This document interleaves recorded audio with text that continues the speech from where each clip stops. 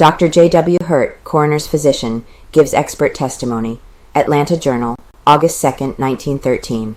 Dr. Hurt's testimony, not confirmatory of evidence given by Dr. H.F. Harris on cross-examination. Dr. Hurt admits that cabbage is considered very difficult to digest, and that under some conditions as much as 3 hours and a half might be required before the process of digestion was completed. Physician on stand greater part of morning and underwent rigid cross-examination by defense. He found no evidence of violence, he declared.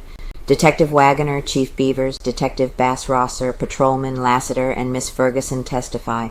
Court adjourns until Monday morning at 9 o'clock. Dr. J.W. Hurt, coroner's physician who examines the body of little Mary Phagan, was the principal witness introduced by the state at the Saturday morning session of the Frank trial.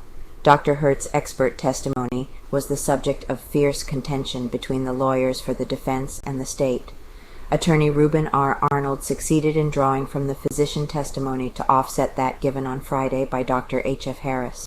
While Dr. Harris testified that he found evidence of violence of some sort having been committed, Dr. Hurt declared he did not find any evidence that would show a criminal attack of nay kind. Dr. Hurt further admitted in answer to Mr. Arnold's questions that cabbage was a difficult article of food to digest, and that under some circumstances it might require 3½ hours before the process of digestion was complete. This testimony was brought out by Mr. Arnold for the evident purpose of disputing Dr. Harris's conclusion that the state of digestion the cabbage was found in showed that Mary Phagan must have been killed within a half hour or 45 minutes after eating. When court convened, Miss Helen Ferguson was called to the stand and testified that Frank refused to let her have Mary Phagan's pay on Friday afternoon, the day prior to the murder, and that she was told by someone in Frank's office that Mary would have to come to the factory Saturday and draw her own pay. Attorney Rosser drew from the witness on cross-examination the admission that she had never before drawn the Phagan girl's pay, and that she didn't know whether Frank knew her name or not. R.L. Waggoner, one of the city detectives, was next called and told of how Frank twisted his hands on Tuesday, April 29th, at the National Pencil Factory. The witness said that he accused appeared at the window of his office 12 times in a half hour, and each time twisted his hands and looked down as if he was in a very nervous state. Detective Waggoner said that he had been sent there to watch Frank in the factory prior to the accused's arrest. Patrolman Lassiter, on whose beat is the National Pencil Factory, told the court of finding Mary Phagan's parasol in the bottom of the elevator shaft on the Sunday morning after the tragedy. The witness also testified that the floor of the basement showed that something had been dragged from the elevator shaft. Chief of Police J.L. Beavers was another witness, and he testified simply that he had seen the blood spots on the second floor of the factory. Had Judge Roan not adjourned court about 12:20 o'clock, Newt Garner, Special Deputy for the Solicitor, and Detective Campbell had an automobile at police headquarters during the morning, ready to rush the Negro to the court when notified by the solicitor. There will be no afternoon session, court having adjourned until Monday morning at 9 o'clock. Morning session begins. All women who had arrived at the courthouse by 8:30 o'clock were admitted and were allowed to select their own seats before the rush began. About 50 availed themselves of this concession to their sex.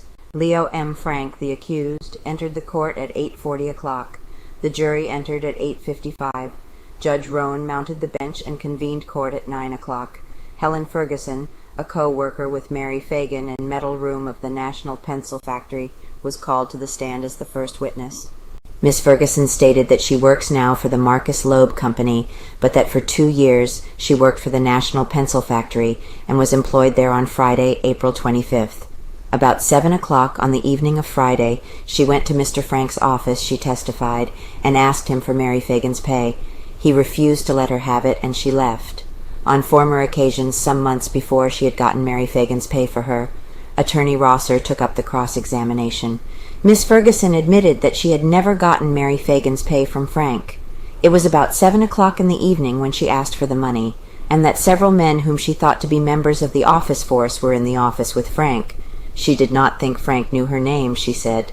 She asked him for Mary's number and her pay, saying she had forgotten Mary's number.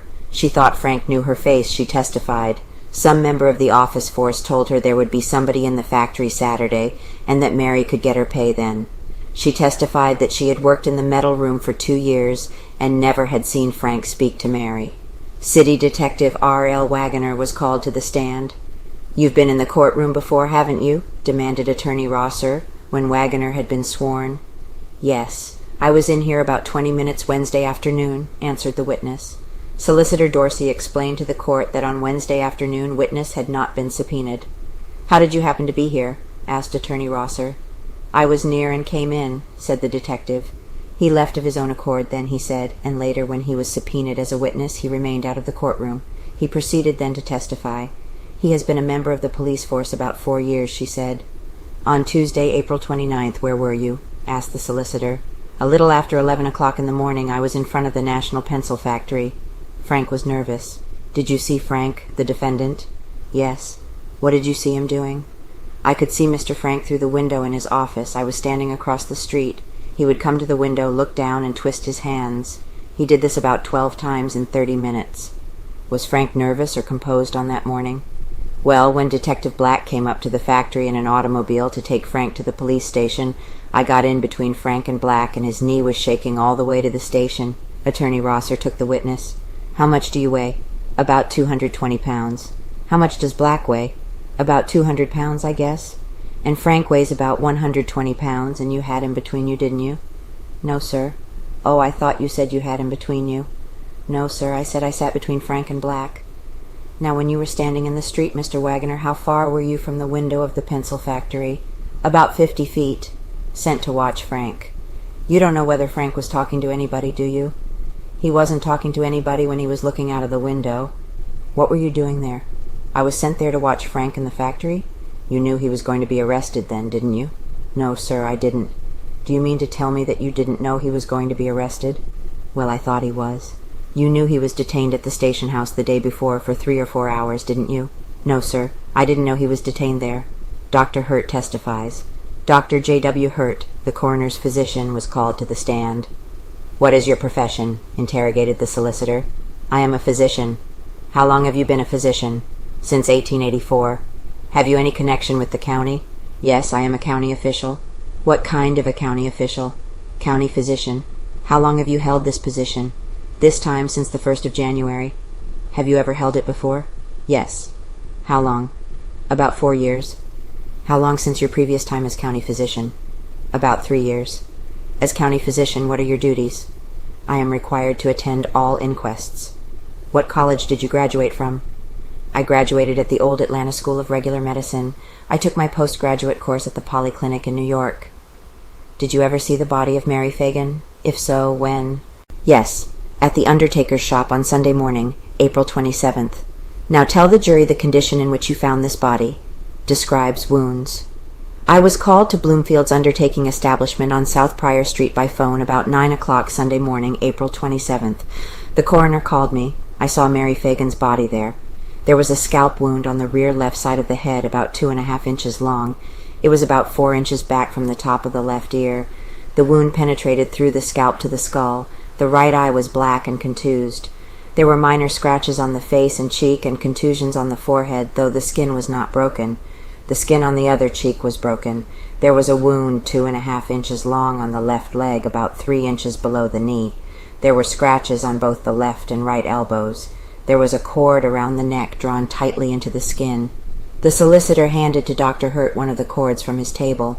The witness examined it. He declared it looked like the cord he found around the girl's neck. "What caused Mary Phagan's death?" asked the solicitor. "Died of strangulation." "In my opinion, she died from strangulation produced by the cord. There was another piece of cloth laying loose over her chest and around her hair, but the cord was next to the skin and under the hair."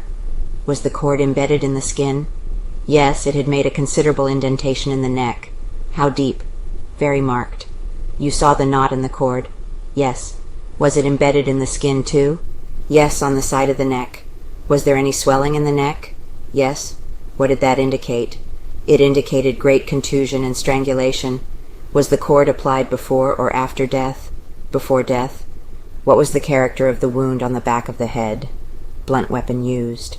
"It was about 2.5 inches long and seemed to have been made by a blunt-edged instrument. The blow evidently had been delivered upward, for the upper edge of the scalp was loose. Was this wound made before or after death? Before death. What was the effect of this wound? It undoubtedly produced unconsciousness. Did you find any blood about the body or on the wounds? Not much. Tell the jury about the wound over the right eye. The right eye was black and blue and contused, though the skin was not broken. Was this wound made before or after death? Before death. What sort of an instrument produced this wound? It was evidently a substance that was somewhat soft because the skin was not broken. Could it have been produced with a fist? Yes. Other wounds. Tell the jury about the wound on the left leg. There was a superficial wound below the knee, 1/2 inch wide and about 3½ inches long. You say there were bruises and scratches on the face? Yes, a good many, on both cheeks and forehead. Were these wounds produced before or after death? After death. Why do you say they were produced after death? Because I examined them closely and found no blood. Dr. Hurt testified that he found blood on the child's underclothing. He found no evidence of violence. In reply to questions, he stated that he made no examination of the blood vessels, on the condition of which Dr. Harris had based his conclusions in reference to violence of some kind having been committed. Arnold takes witness. Attorney Arnold conducted the cross-examination. What part did you examine first? Her face and the exposed injuries. Had the face the appearance of having been dragged? It had. It seemed to me that the body had been dragged face forward. You said that the wound in the back of the head near the ear was 2 1/2 inches long. Dr. Harris testified that it was 1 1/2 inches long. Now, which is correct? Dr. Hurt looked at his notes and said, "We both were wrong. I measured the wound, and it was 2 1/4 inches long." What sort of an instrument did you say produced that wound? A sharp-edged instrument. I don't mean a knife. Could the corner of an elevator shaft or the corner of a floor have caused it? A right-angled board or instrument, any instrument with a right-angled edge, could have caused it. Doctor, all you are doing about this is guessing, isn't it? No. Well, all there is to expert testimony is guessing, isn't it? And the best guesser is the best witness, isn't he? I wouldn't say that. Inside the skull. Doctor, was there any damage on the inside of the skull? There was a very slight damage there. Could you see it with the naked eye? Yes. Well, were the brain tissues injured? No, there was a slight contusion on the inside of the skull. The skull was not fractured. You mean there was an impression on the inner table of the skull? Yes. Was there any blood there? There was a slight hemorrhage. Now, doctor, isn't it too much of a strain on you or any other doctor to ask you to testify that this wound produced unconsciousness? I don't think so. It is my opinion that it did. Oh, well, said Mr. Arnold, we are just getting back to opinions. Hypothetical questions. Mr. Arnold asked a number of hypothetical questions relative to fractures and contusions, and brought out the statement that some men remain conscious even after the skull is fractured, and that some men die of concussions when the skull is not even fractured. He brought from the witness, apparently, that the witness would not say positively that the blow on Mary Phagan's head produced unconsciousness, but that it was merely his opinion. Can't you produce every conceivable effect on the faculties short of death by injuries to the brain? Almost, answered Dr. Hurt. What faculty in the chart of the brain is just by this abrasion? Dr. Hurt studied a moment and said that he did not remember. Can't 1,000 different effects be produced? I wouldn't say 1,000, but a good many. What makes you say that one little hemorrhage that you and Harris looked for so long and so carefully produced a given effect? I am only giving an opinion. There was no pressure on the brain, was there? No. Well, doctor, after all you mean is that the blow might have caused unconsciousness? Yes. Could the blow have killed her? Not in my opinion. Well, couldn't she have been killed by the nervous shock of that blow? People often are, aren't they? People have been killed so, but she was not, in my opinion. Didn't examine lungs. Opinions again, snorted Mr. Arnold. In a post-mortem examination isn't the only way that you can really tell from a scientific medical standpoint that death was produced by strangulation an examination of the condition of the lungs. Dr. Hurt admitted that he had not examined the lungs. He based his opinion that death was caused by strangulation upon the fact that the cord was embedded in her neck, her tongue protruded, and her features were distorted. Dr. Hurt admitted, in answer to Mr. Arnold's questions, that he found no sign of a criminal assault. He also admitted that there probably would have been evidence of such an assault had one been committed. Dr. Hurt admitted that various causes have produced inflammation. External violence was not absolutely necessary to cause inflammation of the blood vessel, said he. He again declared he would not say a criminal attack had been made. Were you present when Dr. Harris made a post-mortem examination of Mary Phagan's body? Yes. Did he examine the lungs? Yes. At the time you examined the body, was it swollen? Decomposition had not started. Attacks Harris testimony. Doctor, cabbage is one of the hardest things to digest that goes into the stomach, isn't it? It depends on the individual to a certain extent. Cabbage is considered a hard food to digest. Well now, doctor, isn't every person's stomach to a certain extent a law unto itself? To a certain extent, yes. Well now, doesn't it usually take about 3½ hours for cabbage to be digested? It depends a great deal on the mastication.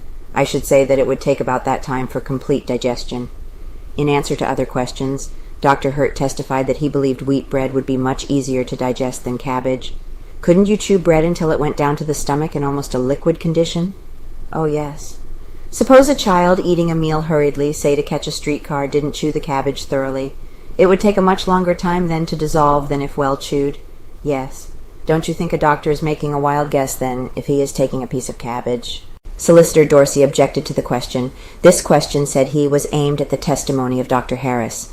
Let the jury decide on which doctor is speculating, said the solicitor. No digestion while unconscious. If a person becomes unconscious, does digestion go on? Yes. A snake swallows a rabbit and goes right to sleep, doesn't it, and the digestion goes on? I don't know. If the digestion goes on when a person is asleep, and not when a person is abnormally unconscious, what is the difference between the two states of unconsciousness? One is natural, and the other is unnatural. Some digestion goes on during unconsciousness, doesn't it? I don't think so. The circulation of blood and the secretion of gastric juices are the qualities that make up digestion, are they not? Yes. Well, the gastric juices don't change their natural qualities during unnatural unconsciousness, do they? Oh, I don't mean to say that. I believe you said it was a wild guess a while ago to say that the girl was unconscious before death? Solicitor Dorsey objected, contending that the doctor had made no such statement. Attorney Arnold withdrew the question. You did not make a chemical or a microscopical examination? I did not. Have the medical men experimented as to the time consumed by normal persons in digesting food? Yes. Solicitor Dorsey exhibited the glass bottles containing the stomach contents, which had been produced by Dr. Harris Friday. He put hypothetical questions to the witness and got the answer from Dr. Hurt that the cabbage taken from Mary Phagan's stomach must have been there only a short time. How long do you think it was there? Mr. Arnold objected. For 10 minutes he strove to break down Dr. Harris's theory. Your Honor, it is manifestly unfair, said he to the court, to allow this witness to answer that question when he doesn't know all the facts. It is evident from the appearance of this cabbage that it was swallowed practically whole. He does not know how long the men who ate the cabbage exhibited in these other glasses chewed it, nor does he know the comparative state of their digestive organs, nor anything about the condition of the cabbage when they ate it. Simply by mastication, cabbage may be reduced practically to a liquid before it enters the stomach. I think the question is unfair. Solicitor Dorsey contended that they could never learn all of the facts, and that the question as a legal and common-sense proposition was fair. He pointed out that they could not know how many teeth the girl had, nor how many teeth the men had. They could never tell how long the cabbage that she ate had been cooked, nor how long the cabbage that the men ate had been cooked, nor whether the cabbage was tender or whether it was tough. It was at this juncture that the trial was stopped for a few moments because of the newspaper headline. Headline interrupts. Mr. Dorsey resumed his redirect examination of Dr. Hurt, following the interruption caused by the newspaper headline. Solicitor Dorsey picked up the bottle containing the sample of cabbage from Mary Phagan's stomach and the 2 other samples taken from the stomachs of other persons, and held them up so that Dr. Hurt could see them. Assuming, Dr. Hurt, that this substance in these 2 bottles had been in the stomach of a normal person for an hour, how long would you say this cabbage had been in the stomach? He indicated the cabbage taken from Mary Phagan's stomach. A much shorter time. I should judge from the appearance that the one was in the stomach, I should say, about 1/2 the time of that of the others. Have there or not been blows upon the people's skulls which crushed in the skull without producing death? Yes. Attorney Arnold took up the witness again for cross-examination. Looking like a liquid depends on how much this cabbage was chewed, doesn't it? He asked. Yes. Attorney Arnold held up the sample of cabbage taken from Mary Phagan's stomach. Hat looked like it had been bolted, doesn't it, like a child will bolt meals? It wasn't well chewed. Isn't it a wild inquiry, doctor, to ask from the contents of a stomach how long they had been in the stomach? I won't commit myself. Chief Beavers called. Isn't it possible for a blow on the head to blacken one or both eyes? Doesn't such a blow sometimes have this effect? It sometimes does. This concluded Dr. Hurt's testimony. Chief of Police James L. Beavers was called to the stand. Before the solicitor could begin the examination of the witness, Attorney Rosser inquired if Chief Beavers had not been in the courtroom before. "Not today," replied the chief. "But you been in the courtroom during this trial?" "Yes, I've been here twice." Solicitor Dorsey interrupted with the statement that he didn't know until Friday afternoon that he would summon the witness. Proceeding with the examination, the solicitor inquired as to the identity of the witness. The witness said that he is chief of police in the city of Atlanta and has been chief for 2 years. Prior to that, he was a captain for 2 years. He went to the pencil factory on Tuesday, April 29th, he thought it was. "Did you see the area around the girls' dressing room and the water cooler on the second floor?" Rosser objects to witness. Attorney Rosser remarked to the court, "I don't think, Your Honor, it is enough for the state to say they didn't know they were going to call this witness until this morning. The solicitor knew what information this witness possessed, and what information others possessed." "Your Honor," said Solicitor Dorsey, "if the witness had been sworn and stayed in the courtroom, it would not have made any particular difference upon the testimony that I will ask him to give. However, I did not know until yesterday afternoon that I might call him, and I didn't determine until this morning that I would use the witness. The same thing was true of Mrs. Jefferson. I did not know I would call her until just a short time before she was put upon the stand." "Proceed with the examination of the witness, Mr. Dorsey," directed the court. The solicitor repeated his question. "If so, tell what you found there," he added. "Yes, I examined the area and found blood spots on the floor near the dressing room. The blood appeared to have been spattered. Did you see anything else on the floor except this blood?" "Nothing special." "Describe the color of the blood." "It looked like blood." Attorney Rosser cross-examined the witness. "You saw that Tuesday, Captain?" "I think so." Tries to trap Beavers. "Why, Captain, wasn't this blood chipped up early Monday morning?" "I'm not sure about that. I was there when it was chipped up. It may have been Monday." "You didn't analyze this stain to determine whether it was blood?" "No, sir." "You are not a chemist?" "No, sir, but it looked like blood to me." "You saw them chip up the blood?" "Yes." "How many chips did they take?" "2, I think." "Now, Captain, didn't they take 4 or 5 chips?" "No, sir, I didn't see them take but 2. "You don't know whether they took up any more chips afterwards?" "No, sir." "Who was present when the chips were taken?" "Detectives Starnes and Campbell." "All the chips taken up had this substance on them?" "Yes." Mr. Rosser sat down. The solicitor handed to the witness some chips and asked him to identify them, but before the witness could make any statement, Mr. Rosser put another question. "Do you know Barrett?"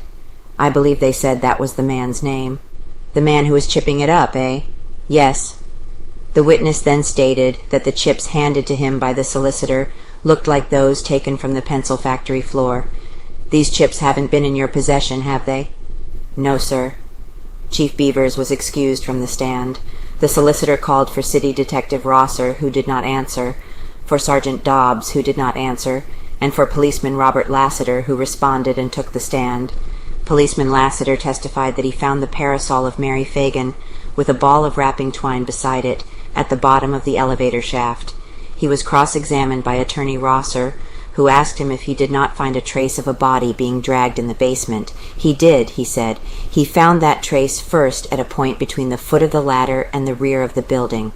"Didn't you follow it back to the foot of the ladder?" asked Attorney Rosser. "Adjourns to Monday." "No, to the elevator shaft," answered the witness. "When you were testifying at the inquest, didn't you at one time say you traced it to the elevator and another time say you traced it to the foot of the ladder?" The witness said he did not think so, that he knew that he traced it to the elevator shaft. The witness admitted that the pencil factory was on his beat. He passed it in the rear about 1 o'clock Sunday morning and found it closed. He didn't try the door, he said. He found the parasol between 6 and 7 o'clock Sunday morning, he said. The witness said that he did not know whether the elevator stops flat on the ground floor at the bottom of the shaft. The witness concluded there. Judge Rowan asked Mr. Dorsey if he had another brief witness to put up. The solicitor answered in the negative, and at 12:25 o'clock Judge Rowan adjourned the court until 9 o'clock Monday morning.